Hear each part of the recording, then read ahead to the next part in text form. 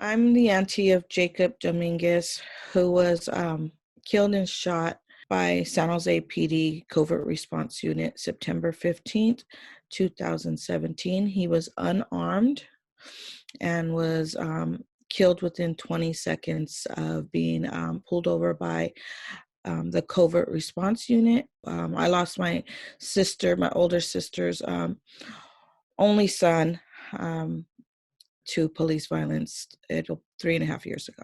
So as an impacted family, we came up with questions. We worked together with about 10 or 12 other families that have been impacted by police violence. So we came up with questions with the new chief. And one of our questions was, do you think community control of the police is needed so the public can elect a police commission to have the powers to hire and fire police chiefs and investigate police misconduct?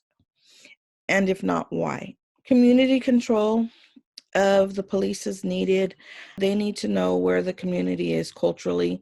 And if they don't get to know those communities, then they're always going to speculate and terrorize and criminalize those neighborhoods that are oppressed. And so community control, I believe, is very important because those communities are just struggling every day in the daily needs and stuff. And the police don't understand that culture.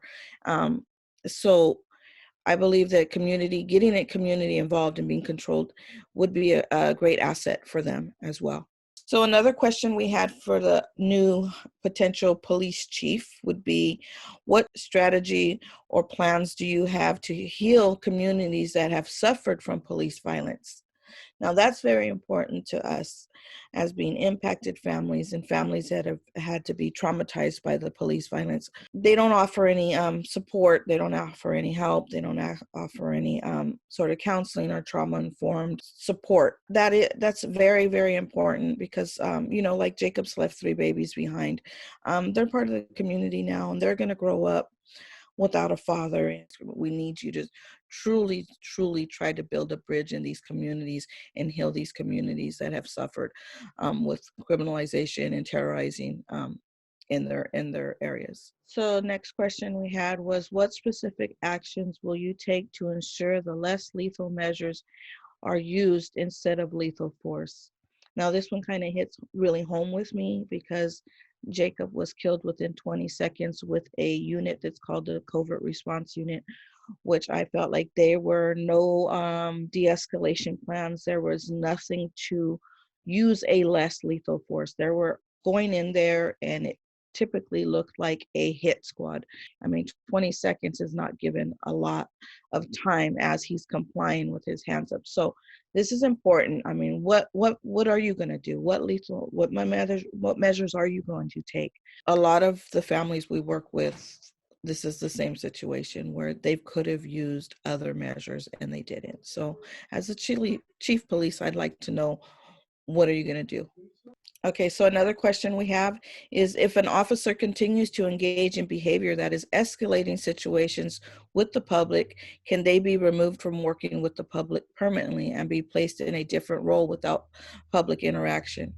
Another situation where I feel this is very important, because after Officer, who is now Sergeant Mike Pena, who actually took Jacob's life in this situation, a year later, he was involved in an incident where he escalated a situation with a couple and with some serious police violence. With that officer doing not only once, but twice, and who knows if there's any more.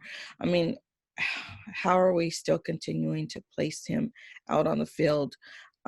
So that is something, it's very important, is how are we going to handle that type of officer and the behavior of that type of officer. I'm definitely not okay with that type of officer. That type of officer should not be in our community policing.